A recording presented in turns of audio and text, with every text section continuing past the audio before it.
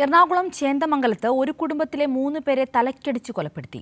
ചേന്ദമംഗലം സ്വദേശി വേണു, ഭാര്യ ഉഷ, മകൾ വിനീഷ എന്നിവരാണ് കൊല്ലപ്പെട്ടത്. ആക്രമണത്തിൽ ഗുരുതര പരിക്കേറ്റ വിനീഷയുടെ ഭർത്താവ് ജിതിൻ ആശുപത്രിയിൽ ചികിത്സയിലാണ്. അയൽവാസിയായ പ്രതി ഋതുവിനെ പോലീസ് കസ്റ്റഡിയിലെടുത്തു. വ്യാഴാഴ്ച വൈകിട്ട് 6 മണിയോടെയാണ് നാടിന് നടുക്കിയ കൂട്ടക്കൊല ഉണ്ടായത്.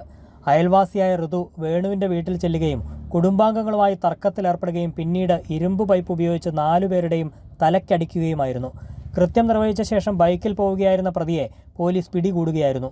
അയൽവാസികളുമായി ഉണ്ടായ തർക്കമാണ് കൊലപാതകത്തിൽ കലാശിച്ചതെന്നും പ്രതി ഗുണ്ടാ ലിസ്റ്റിൽപ്പെട്ടയാളാണെന്നും ആലുവ റൂറൽ SP വൈഭവ് സക്സേന പറഞ്ഞു. ഈ പ്രതിനെതിരെ 2-3 കേസസ് ഉണ്ട്. ഒരു തൃശ്ശൂർ സിറ്റിയിലെ ഒരു കേസുണ്ട്, ഒരു എറണാകുളം സിറ്റിയിലെ ഒരു കേസുണ്ട്. ഇവിടെ ഒരു കേസ് ഉണ്ടായിരുന്നു നേരിട്ട്. പിന്നെ ഒരു NDPS കേസ് ഉണ്ടായിരുന്നു തൃശ്ശൂരിൽ. ഒരു ബൈക്ക് മോശം കേസ് ഉണ്ടായിരുന്നു എറണാകുളം സിറ്റിയിൽ. അത് നമുക്ക് ആദ്യം പക്ഷേ കൺഫേം ചെയ്യേണ്ടി വരും. ഋതു നിരന്തര ശല്യക്കാരനാണെന്നും മയക്കുമരുന്ന് ഉപയോഗിക്കാറുണ്ടായിരുന്നെന്നും അയൽവാസികളും പറഞ്ഞു. സാമൂഹ്യ വിരുദ്ധനായിരുന്നു, പിന്നെ ഡ്രഗ് അത് ഉപയോഗിക്കുന്നു, പിന്നെ മോട്ടോർ റൈസിങ്ങും ബൈക്കും അങ്ങനെ പ്രശ്നങ്ങളൊക്കെ ഉണ്ടാക്കി നാട്ടിൽ പ്രശ്നങ്ങൾ ഉണ്ടാക്കുന്ന ഒരു സ്ഥിരം കക്ഷിയായിരുന്നു. കൊല്ലപ്പെട്ട വേണു, ഉഷ, വിനീഷ എന്നിവരുടെ ഇൻക്വസ്റ്റും പോസ്റ്റ്മോർട്ടവും വെള്ളിയാഴ്ച നടക്കും.